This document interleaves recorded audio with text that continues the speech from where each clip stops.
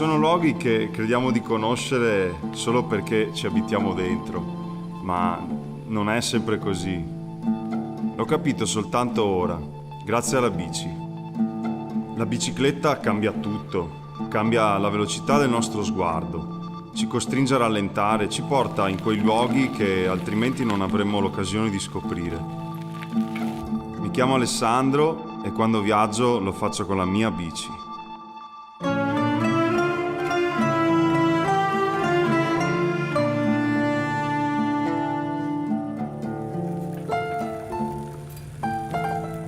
Sono cresciuto qui, tra Padova e Rovigo.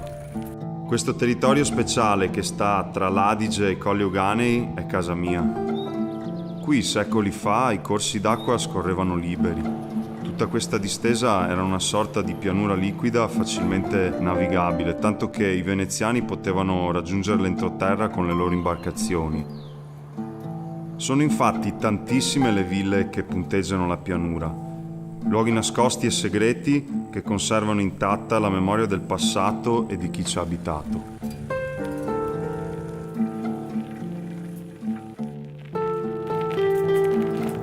La bonifica è iniziata qui, da questa abbazia fondata nel XII secolo come ospizio per i pellegrini diretti a Roma.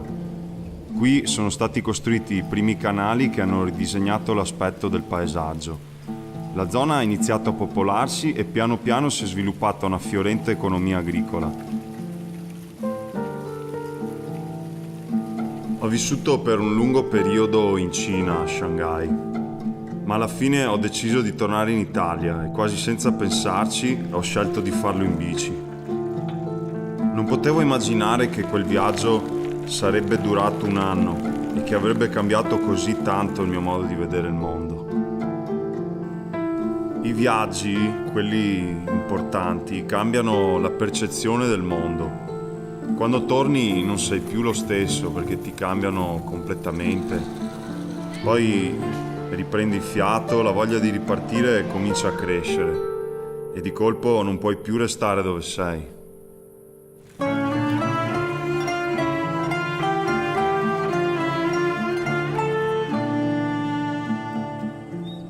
Ora sono a casa, lo sento ogni mattina quando apro la finestra e guardo fuori. Riconosco le strade che percorrevo da ragazzino in motorino, anche se mi sembra di passarci per la prima volta. Ogni tanto mi chiedo se quella casa, quell'albero, quel sentiero c'era già 30 anni fa. E da quanto è lì. Tutto intorno i segni del tempo e della storia sono ancora visibili e un po' alla volta impari a riconoscerli. Queste zone erano abitate dagli Euganei prima ancora che dai Veneti. Mi ricordo quando la prof ne parlava leggendo l'Eneide a scuola. Del resto, Padova è stata fondata da Antenore, anche lui fuggito da Troia, o così vuole la leggenda. In tempi più recenti questi posti sono diventati luogo di ritiro per alcune importanti personalità, come Casanova e Lord Byron. Percy e Mary Shelley hanno vissuto ad Este per una breve estate, in ritiro dopo la morte a Venezia della loro figlia. Percy ha descritto i colli come isole in fiore nel mare dell'angoscia, un posto sereno dove ritrovare la pace.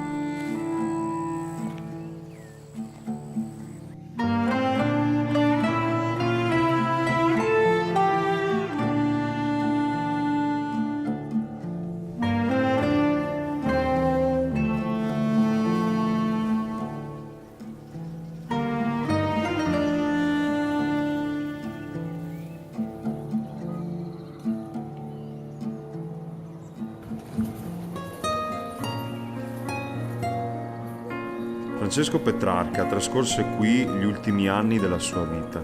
Ancora oggi si può visitare la modesta casa dove ha vissuto e ammirare lo stesso panorama che chissà quante volte si è fermato a guardare.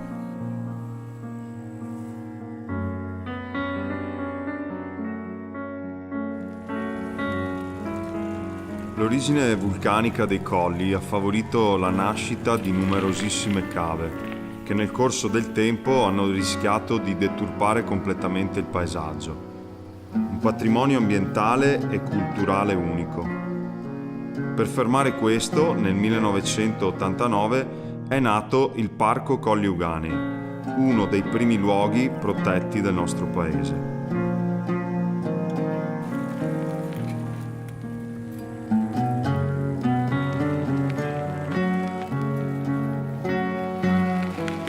Viaggiare in solitaria è un'esperienza entusiasmante. Non devo seguire una strada predefinita, non so quello che mi aspetta e sono pronto ad accogliere ciò che mi viene incontro. Viaggiare per me significa questo, essere curiosi, aperti verso ciò che è diverso da noi, perché questo ci arricchisce. Chi non viaggia resta chiuso nel suo mondo. E la storia di questi luoghi, i segni che questo territorio custodisce, sono un invito all'apertura, alla conoscenza, a una vita in equilibrio.